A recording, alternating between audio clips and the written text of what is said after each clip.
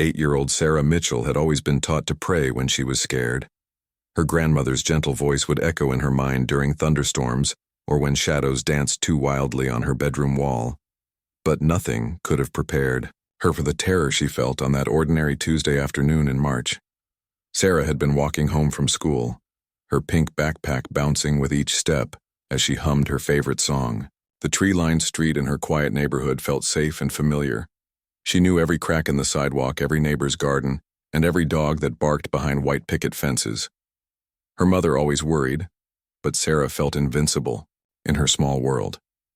The man in the blue van had been watching her for 3 days. Detective Rodriguez would later piece together the timeline from security cameras and witness statements. The predator had studied Sarah's routine, noting that she walked alone for exactly 4 blocks between school and home. He knew her parents both worked until 5, and he knew Tuesday was her grandmother's grocery shopping day. When the van pulled up beside her, Sarah's first instinct wasn't fear, but politeness. Her parents had taught her to be respectful to adults, and when the man rolled down his window asking for directions to the hospital, she stepped closer to help. His story was convincing.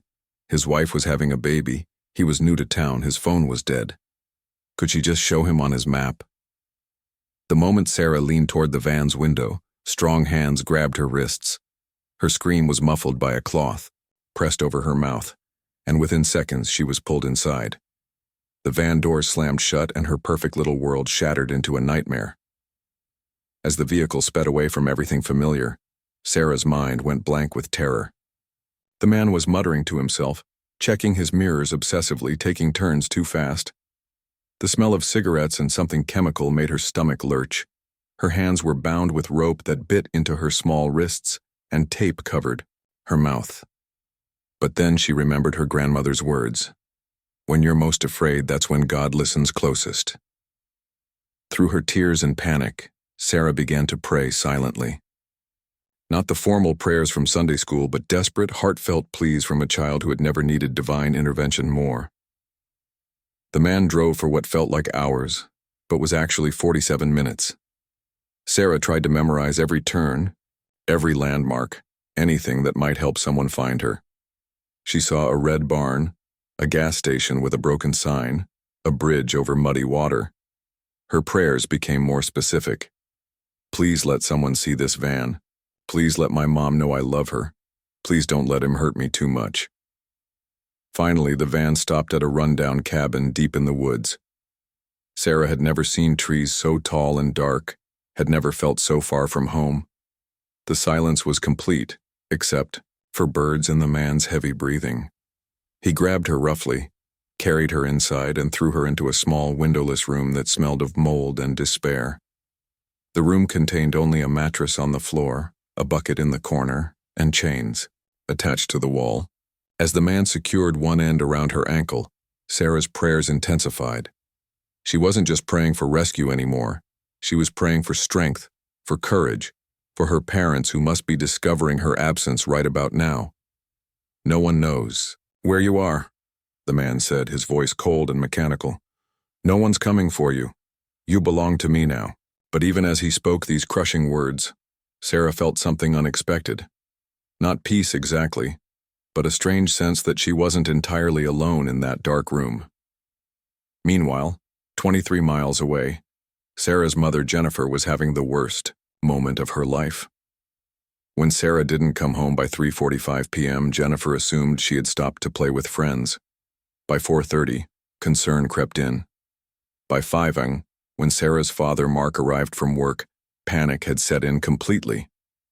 The police were called immediately. Officer Lisa Chen arrived within minutes, followed quickly by detectives and a growing search team. The neighborhood was canvassed, security footage was gathered, and an Amber Alert was issued before sunset. Sarah's photo appeared on every local news station and social media platform. Jennifer and Mark sat in their living room, surrounded by officers and family members, watching their daughter's face flash across the television screen. The house felt empty and wrong without Sarah's laughter and chatter. Her abandoned homework lay on the kitchen table. Her favorite stuffed elephant waited on her unmade bed, and her parents aged 10 years and 10 hours. Back in the cabin, Sarah spent her first night alternating between terror and prayer. The man had left her alone after delivering a meal of stale bread and water, promising to return in the morning. The darkness was complete, the silence broken only by sounds she couldn't identify. Creaks, scratches, distant animal calls. But something remarkable was happening. With each prayer, Sarah felt a little braver. She began to notice details about her prison that might be important later. The room had been used before. There were scratches on the walls, stains on the floor that told horrible stories. But there was also something else. A small hole in the baseboard, barely visible, that let in a thin shaft of light during the day. As dawn broke on her first day in captivity, Sarah pressed her eye to that tiny hole. Through it, she could see a slice of the outside world, trees, sky, and something that made her heart leap with hope. In the distance, barely visible through the forest, she could see what looked like a church steeple. "God," she whispered, her voice hoarse from crying, "if you can hear me in this terrible place, please send someone to find me. Please don't let my parents give up. And please," she added with the wisdom that sometimes comes to children in crisis, "please help that man remember what it feels like to be loved, because maybe if he remembers, he won't hurt me." It was a prayer that would change everything, though Sarah couldn't know that yet. As she settled back onto the filthy mattress, exhausted but somehow still hopeful, she had no idea that her simple words were about to set in motion a series of events that would shock everyone involved, including her captor. The man who had taken Sarah was named David Kellerman, though that wasn't the name he'd been using for the past 2 years. At 34, he was a drifter with a string of petty crimes and a darkness in his past that had slowly consumed everything good in his life. He had been planning this kidnapping for months, not for ransom, but for reasons too twisted for most people to understand. But something was wrong with his carefully laid plan. As David sat in the cabin's main room, smoking, cigarette after cigarette and pacing the creaky wooden floor, he couldn't shake an uncomfortable feeling. It wasn't guilt. He had trained himself not to feel that emotion years ago. It was something else, something that made his hands shake and his thoughts scatter. Through the thin wall, he could hear the little girl whispering. At first, he assumed she was crying or talking to herself out of fear, but as he listened closer, he realized she was praying. The words were soft but clear in the morning silence. "Please help my mommy not cry too much. Please help my daddy be strong. And please, help the man who took me remember that someone loves him." David's cigarette burned down to his fingers, but he didn't notice the pain. No one had prayed for him since he was a child. His own mother had stopped bothering with bedtime prayers when his father left. His grandmother had given up on divine intervention after his first arrest. Even he had stopped believing that anyone upstairs was listening to people like him. Yet here was this little girl, terrified and alone, praying not just for her own rescue but for his soul. It made no sense. It made him angry. It made him remember things he had spent years trying to forget. Meanwhile, the search for Sarah had intensified. FBI agents had joined local police, and the media coverage was growing by the hour. Detective Rodriguez was coordinating with multiple agencies, following up on dozens of tips and leads. Most were false alarms, well-meaning citizens reporting suspicious vehicles or remembering strangers who had asked for directions. But one tip stood out. Mrs. Eleanor Vasquez, who lived 3 blocks from Sarah's school, called to report that she had seen a blue van driving slowly through the neighborhood for several days. The same van had been parked across from the school on Tuesday afternoon. Her description was detailed and specific, and security footage from a nearby business confirmed her account. Sarah's parents were barely holding themselves together. Jennifer hadn't slept or eaten since her daughter's disappearance. Mark had taken leave from his job and was spending every waking moment driving through neighborhoods, searching parks and abandoned buildings, following up on every possible lead. Their phone rang constantly with calls from family, friends, reporters, and strangers offering help. The community response was overwhelming. Volunteers organized search parties, local businesses donated food and supplies, and Sarah's photo appeared on billboards and in store windows throughout the county. Prayer vigils were held at multiple churches, and social media campaigns spread her image across the country. Back at the cabin, Sarah was trying to stay strong, but her situation was becoming more desperate. David had visited her room twice on her second day, bringing meager meals and checking her restraints. He seemed agitated and distracted, muttering to himself and avoiding eye contact. Sarah continued to pray aloud, partly for comfort and partly because she had noticed that her prayers seemed to disturb him. On the third day, something unexpected happened. As Sarah was whispering her morning prayers, she heard footsteps outside her room, then silence. The footsteps retreated, returned, and retreated again. Finally, David's voice came through the door, rough and uncertain. "Why do you pray for me?" he asked. "I'm the one who took you. I'm the one keeping you here." Sarah was quiet for a long moment, thinking about her answer. Her grandmother had taught her that sometimes the most important conversations happen when you're most scared. "Because my grandma says everyone has good inside them," she finally replied, "even when they forget it's there." The silence that followed was deafening. Sarah could hear David breathing on the other side of the door, could sense his struggle with emotions he had buried for years. When he finally spoke again, his voice was different, younger somehow, more vulnerable. "I haven't been good in a very long time," he said. "That doesn't mean the good is gone forever," Sarah replied, her 8-year-old wisdom cutting straight to the heart of his pain. "My Sunday school teacher says it's never too late to choose different." David walked away without responding, but Sarah could hear him pacing in the next room, occasionally talking to himself in words she couldn't quite make out. She continued her prayers with renewed hope, sensing that something fundamental was shifting in her captor. That afternoon, the breakthrough in the police investigation came from an unexpected source. A hiker who had been following the search on social media remembered seeing a blue van on a remote forest road 3 days earlier. The van had been driving toward an area where old hunting cabins were scattered among the trees. Most of the cabins were abandoned, but locals sometimes used them for shelter or storage. Detective Rodriguez assembled a team immediately. The area was vast and difficult to search, but it was their best lead yet. Helicopters were dispatched to survey the region from above, while ground teams began the painstaking process of checking each structure. As the sun set on Sarah's third day in captivity, she could hear unusual sounds outside the cabin, distant engines, voices carried on the wind, and what might have been a helicopter. Her heart raced with hope, but she forced herself to stay calm. She had learned that David responded better when she wasn't hysterical with fear. David had heard the sounds too. He was becoming increasingly paranoid, checking the windows obsessively and muttering about his options. Sarah could hear him moving, things around, possibly preparing to flee or hide evidence. But then she heard something else. David was crying.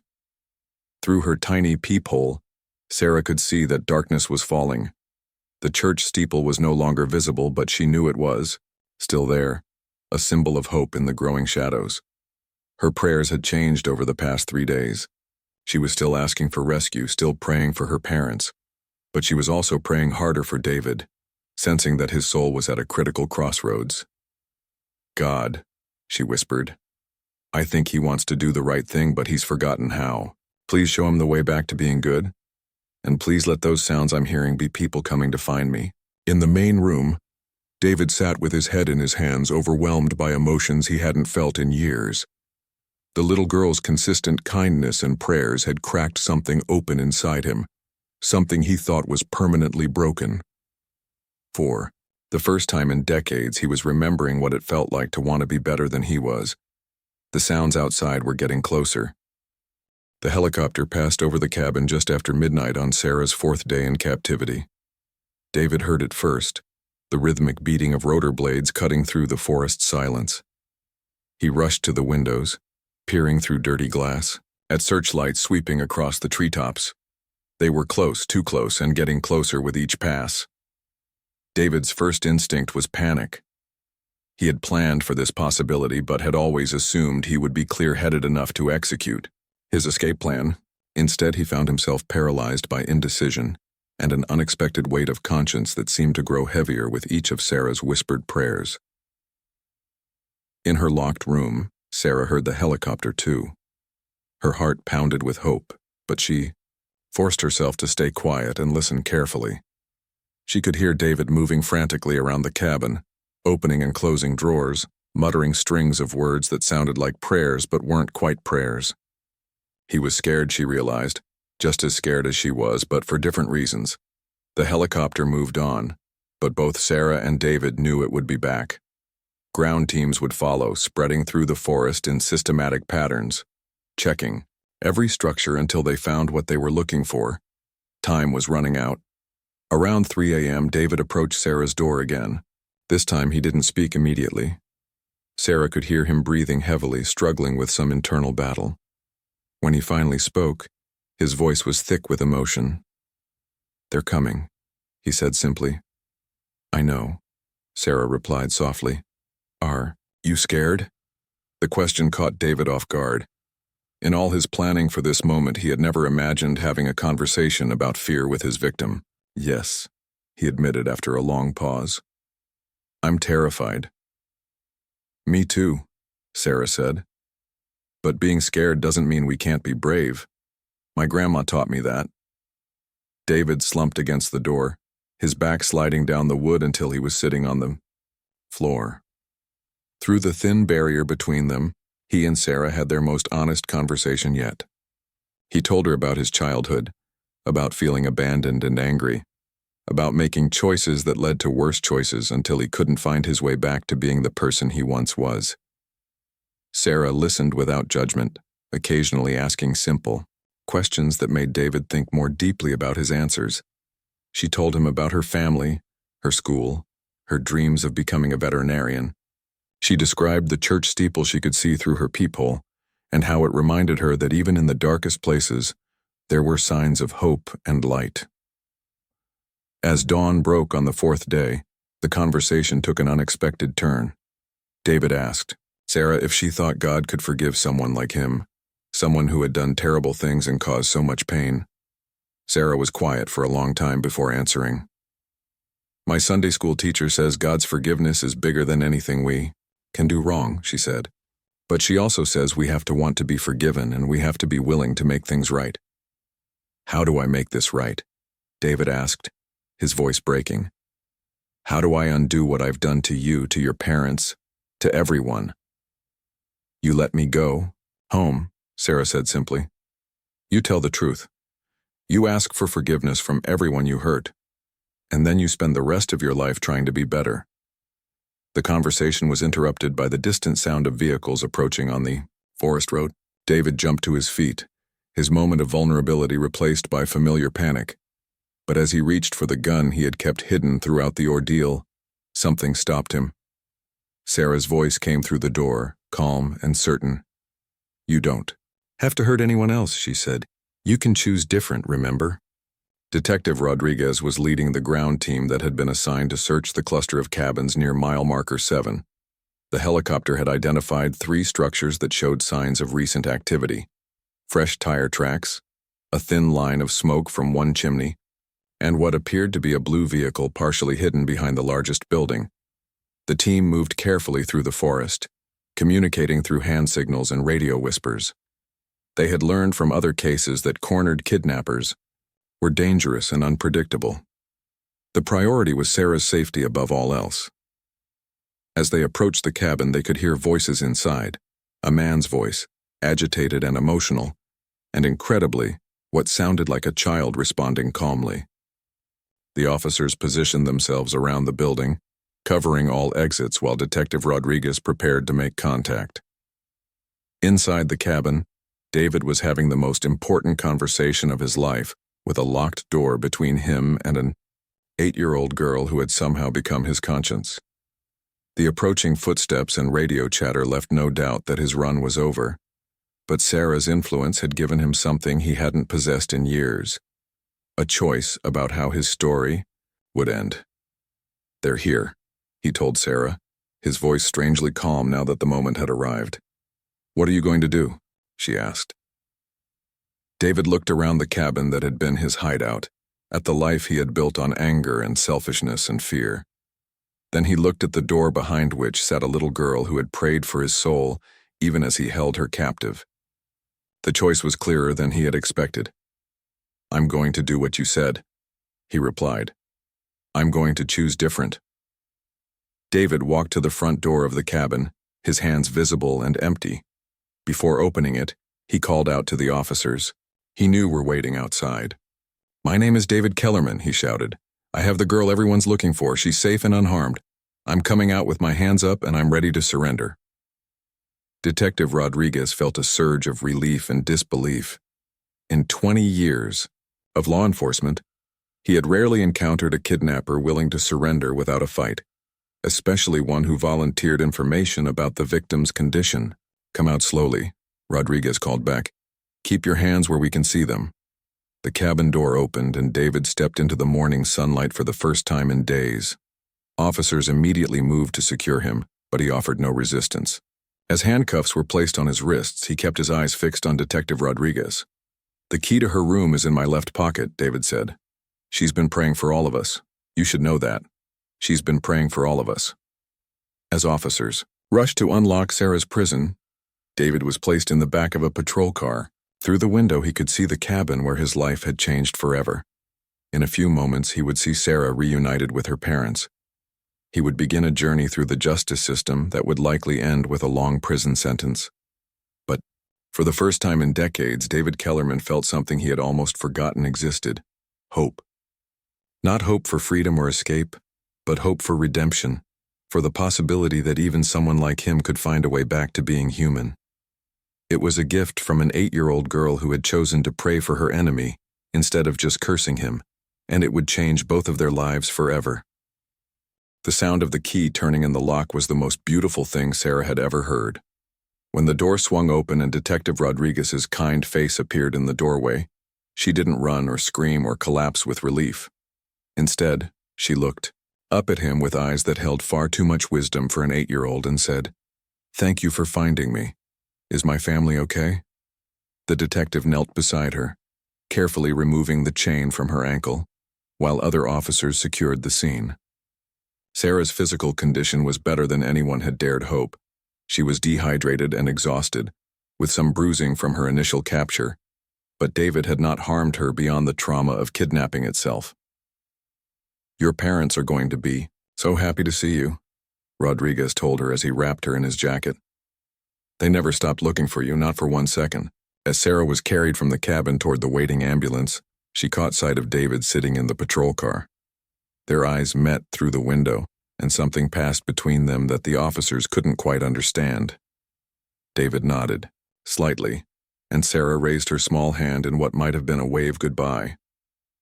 The reunion between Sarah and her parents took place at the local hospital, where she had been taken for evaluation as a precaution. Jennifer and Mark had been waiting in the emergency room for 3 hours, called there by police who would only say that their daughter had been found and appeared to be safe. When Sarah walked into the room, supported by a nurse but walking on her own, the sound that came from Jennifer was barely human, a combination of relief, joy, and 4 days of accumulated anguish all released at once. Mark couldn't speak at all. He simply dropped to his knees and held his daughter as if he could absorb all the pain she had experienced and make it disappear. "I prayed for you every day," Sarah whispered into her father's shoulder. "I knew you were looking for me. I could feel it." The media attention that followed Sarah's rescue was intense but carefully managed by the FBI and local authorities. The story of the 8-year-old girl who had prayed for her kidnapper captured national attention, though Sarah's family was protected from most of the publicity while she recovered. What surprised everyone, including the investigators, was David Kellerman's behavior following his arrest. Most kidnappers either maintained their innocence or remained silent on advice of counsel. David did the opposite. He confessed to everything, provided detailed information about his planning and methods, and repeatedly asked about Sarah's well-being. During his first interrogation, David told Detective Rodriguez something that would stay with the veteran officer for the rest of his career. "That little girl saved my soul. I don't expect anyone to understand that, and it doesn't change what I did or what I deserve. But she saw something in me that I thought was gone forever, and she prayed for it to come back. I need you to know that. Dr. Lisa Hartwell, the child psychologist assigned to help Sarah process her trauma, was amazed by what she found during their sessions. While Sarah clearly had been affected by her ordeal, she showed remarkable resilience and an unusual perspective on what had happened to her. She talks about the experience not just as something that happened to her, but as something that happened for a reason, Dr. Hartwell explained to Sarah's parents. She believes her prayers changed her kidnapper, and that belief seems to be helping her heal. It's unconventional, but I've never seen a child process trauma with such strength and purpose. Sarah insisted on writing a letter to David. Her parents and Dr. Hartwell were initially hesitant, but Sarah's determination and the therapeutic value of the exercise eventually convinced them to allow it. The letter was simple and direct, written in Sarah's careful 8-year-old handwriting.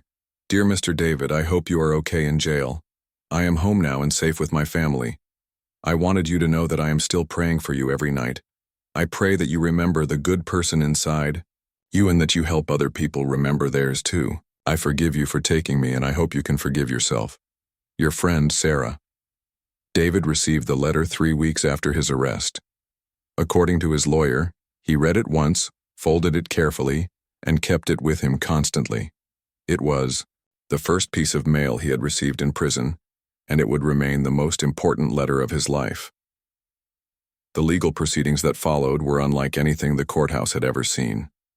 David pled guilty to all charges, refused to pursue any defensive strategies that might reduce his sentence, and asked to speak directly to Sarah's family before sentencing.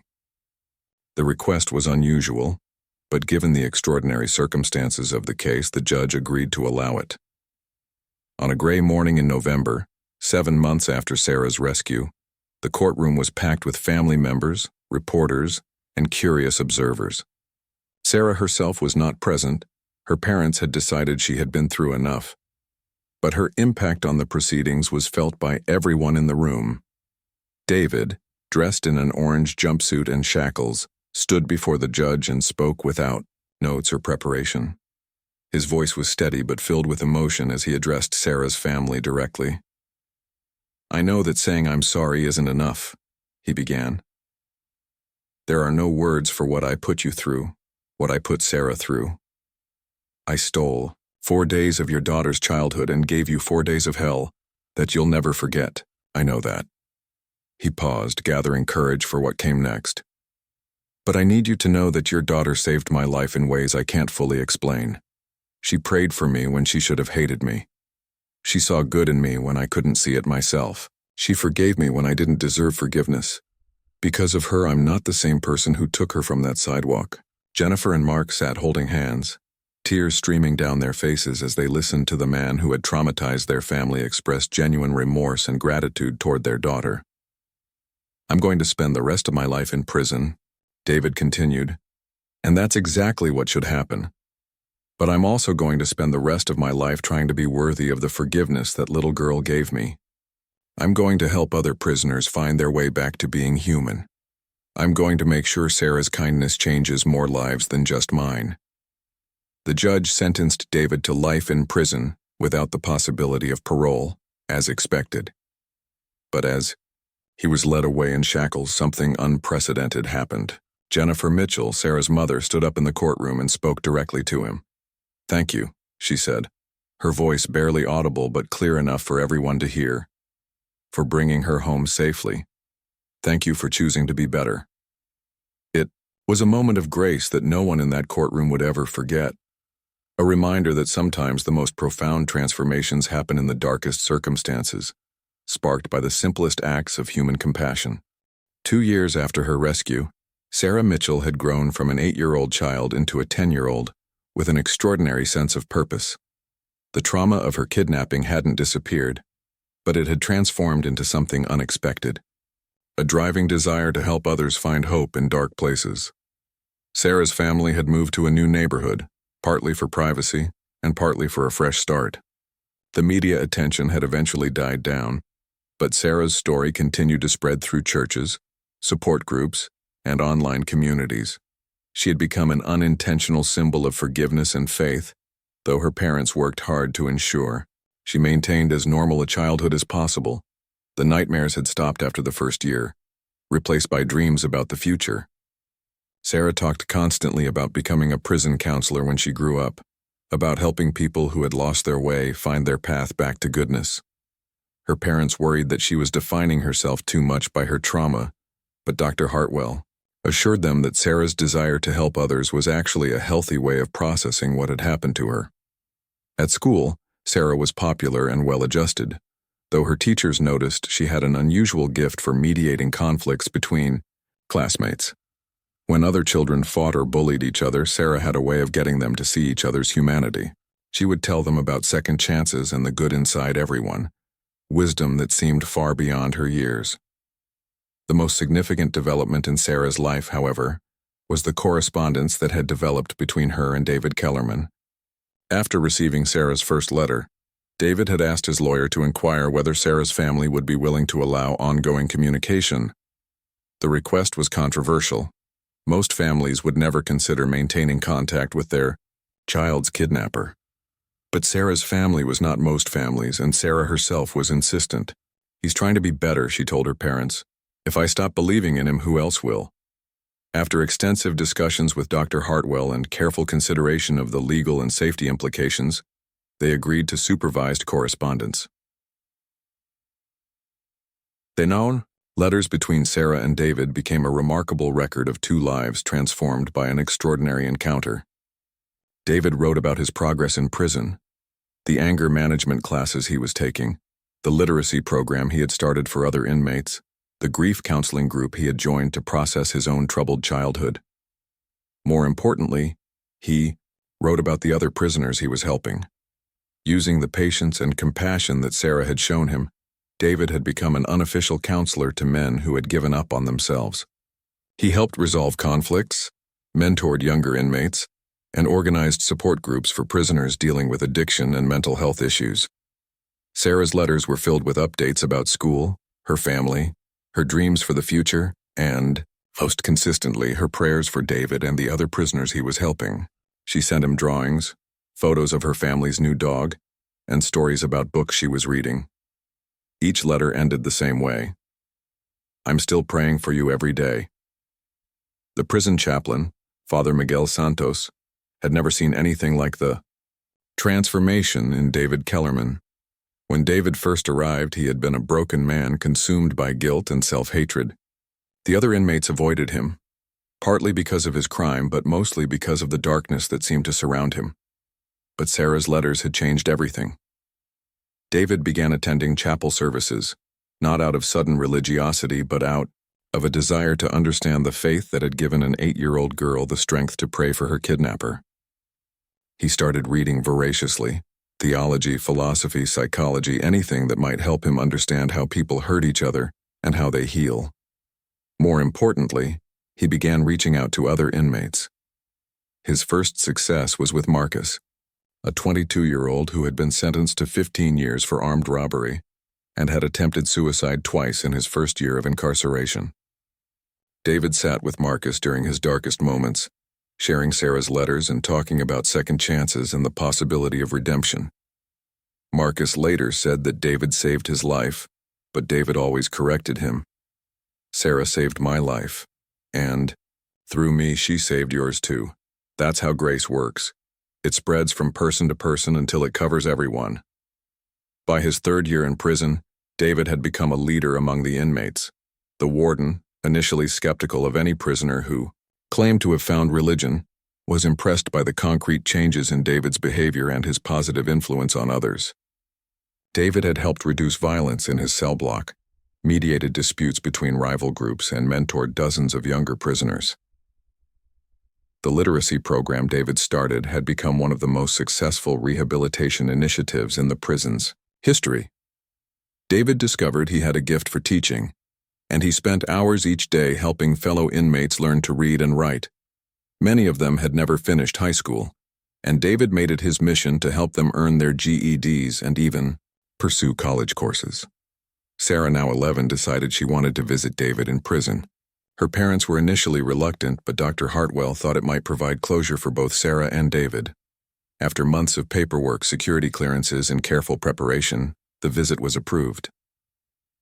The meeting took place in the prison's family visiting room, a sterile but comfortable space designed to facilitate connections between inmates and their loved ones. David had been preparing for months, knowing that seeing Sarah again would bring back painful memories of what he had done to her. When Sarah walked into the visiting room, holding her mother's hand but walking confidently, David's first emotion was overwhelming relief. She looked healthy and happy with bright eyes and a genuine smile. She had grown taller, her hair was longer, and she carried herself with the confidence of a child who felt safe in the world. "Hi, Mr. David," she said, sitting across from him at the small table. "How are you doing?" The conversation that followed was both ordinary and extraordinary. They talked about Sarah's school, David's classes, the book they had both been reading, and the letters they had exchanged. To an outside observer, they might have looked like a grandfather and granddaughter catching up after a long separation. But underneath the casual conversation was something profound. The continuation of a relationship that had begun in darkness and had somehow transformed into a source of light for both of them. Sarah told David about her plans to work in prisons, someday about her desire to help people who had lost their way. David told her about the men he was helping, about the changes happening in the prison because of programs he had started. "You know," Sarah said near the end of their visit, "I think God let you take me so that you could find your way back to being good. And so that I could learn that even when something terrible happens, good things can still come from it." David wiped tears from his eyes, overwhelmed by the wisdom of this remarkable child who had somehow turned the worst thing he had ever done into a catalyst for transformation. "I think you're right," he said quietly. "I think maybe that's exactly what happened." As the visit came to an end, Sarah stood up and did something that surprised everyone in the room, including the guards who had been watching carefully. She walked around the table and hugged David, a quick, gentle embrace that somehow managed to convey forgiveness, hope, and unconditional love all at once. "Keep helping people, Mr. David," she whispered in his ear. "That's how you make what happened to me mean something good." The drive home was quiet, with Sarah processing the emotions of seeing David again and her parents marveling at their daughter's continued capacity for grace. Jennifer had watched the entire visit through tears, amazed at how Sarah had grown from victim to healer, how she had taken the worst experience of her young life and somehow transformed it into a source of strength for others. That evening, Sarah wrote in her journal, a habit Dr. Hartwell had encouraged to help her process her thoughts and feelings. Her entry that night was simple but profound. "I saw Mr. David today. He's not the same scary man who took me. He's someone who remembered how to be good. I think that's what miracles look like. Not magic happening all at once, but people choosing to be better every single day." The impact of Sarah's visit rippled through the prison for months. David shared the experience with the other inmates in his support groups, and many of them were inspired by Sarah's example of forgiveness and transformation. Several prisoners who had given up on themselves began attending David's literacy classes and counseling sessions. Marcus, the young man David had helped during his suicidal period, was particularly moved by Sarah's story. He began corresponding with his own victims, seeking to make amends for the harm he had caused. Other inmates followed suit, and the prison chaplain noted a significant increase in requests for victim offender mediation programs. The warden, impressed by the positive changes in the prison culture, invited David to help design new rehabilitation programs. David's insights, informed by both his criminal past and his journey toward redemption, proved invaluable in creating initiatives that actually helped prisoners change their lives, rather than simply serving their time. Sarah's influence extended far beyond the prison walls. Her story, carefully shared with her family's permission, had inspired victim advocacy groups, prison reform organizations, and faith communities across the country. Speaking requests came regularly, though Sarah's parents were selective about which events they allowed her to attend. When she did speak, usually at churches or youth groups, Sarah's message was always the same. Everyone deserves a second chance. Forgiveness is more powerful than revenge, and prayer can change hearts in ways that seem impossible. Her words carried weight because they came from lived experience, not theoretical knowledge. As Sarah approached her 12th birthday, 3 years after her rescue, she received an unexpected gift. The prison had created a scholarship program for inmates pursuing higher education, funded by donations from people who had heard Sarah's story. The scholarship was named in her honor, though she insisted it be called the Second Chances Scholarship, instead of anything bearing her name. David was the program's first recipient, earning his bachelor's degree in counseling through correspondence courses. His graduation photo, taken in the prison classroom where he taught literacy, showed a man transformed, no longer the broken criminal who had kidnapped a little girl, but someone who had found purpose in helping others find their way back to humanity. The photo sat on Sarah's desk at home, next to pictures of her family, her friends, and her beloved dog Max. To visitors, it might have seemed strange that a kidnapping victim would display a photo of her kidnapper, but to Sarah's family it represented something beautiful. Proof that even the darkest chapters of life could be rewritten, that even the most broken people could be healed, and that sometimes the most profound transformations begin with a child's simple prayer. As she prepared for bed that night, Sarah knelt beside her bed for her nightly prayers, just as her grandmother had taught her years before. But her prayers had evolved since those innocent early days. Now she prayed for prisoners around the world, for victims of crime, for families torn apart by violence and addiction, and for the courage to continue believing in redemption even when others couldn't see it. "Thank you, God," she whispered into the darkness, "for showing me that nothing is too broken to be fixed, and nobody is too lost to be found. Help me remember that tomorrow when I meet someone who needs a second chance." It was a prayer that would guide the rest of her life, a prayer born from trauma, but transformed into hope, a prayer that would inspire countless others to believe in the possibility of change. And somewhere, 30 miles away in a maximum security prison, a man who had once lost his way was saying his own prayers of gratitude for the little girl who had shown him the way back home. 10 years had passed since that March afternoon when 8-year-old Sarah Mitchell was taken from a sidewalk near her school. Now 18 and preparing to graduate from high school, Sarah had become a young woman whose life story continued to inspire people around the world, though she remained remarkably humble about her impact. Sarah had been accepted to several universities with full scholarships, but her choice surprised no one who knew her story.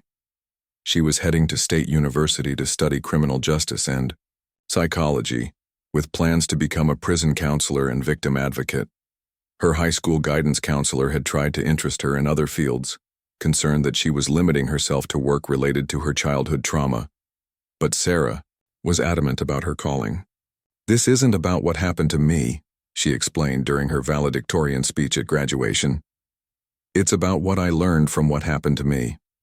I learned that people are capable of change, that forgiveness is more powerful than hatred, and that sometimes the most broken situations can lead to the most beautiful transformations." David Kellerman was now 39 years old and had spent 10 years in prison. He had become the most respected inmate in the facility, serving as a peer counselor, teaching literacy and life skills, and helping to design rehabilitation programs that had been adopted by prisons across the state. His own transformation from violent criminal to dedicated advocate for prisoner rehabilitation had been so complete that he had been featured in documentaries and academic studies about prison reform. The literacy program David had started now served over 300 inmates per year. The suicide prevention initiative he had developed had reduced self-harm incidents in his prison by 60%. Most remarkably, the recidivism rate among prisoners who had participated in David's programs was less than half the national average. Sarah and David had maintained their correspondence throughout the years, their letters becoming longer and more philosophical as Sarah matured. They discussed books, current events, theology, and psychology. David had become something like a mentor to Sarah, helping her understand the criminal mind and the factors that led people to make destructive choices. "I want you to know," David wrote in one of his recent letters, "that watching you grow into The remarkable young woman you've become has been the greatest privilege of my life.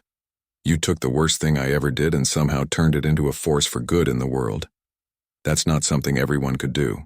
Sarah's response had been characteristically humble. You're the one who chose to change, Mr. David.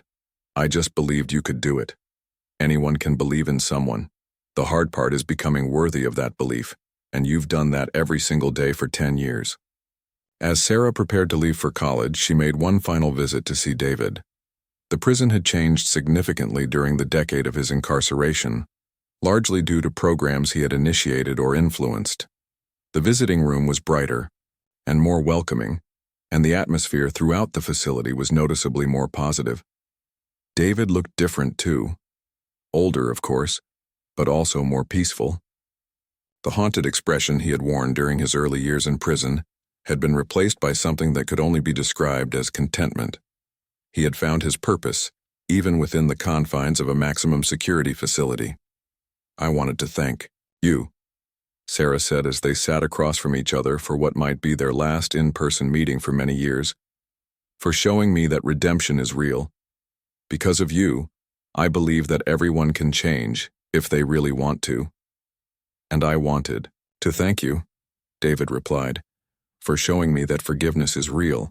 Because of you, I know that even someone like me can be worthy of love and second chances. They talked about Sarah's plans for college, about the programs David was developing, about the book he was writing about prison reform.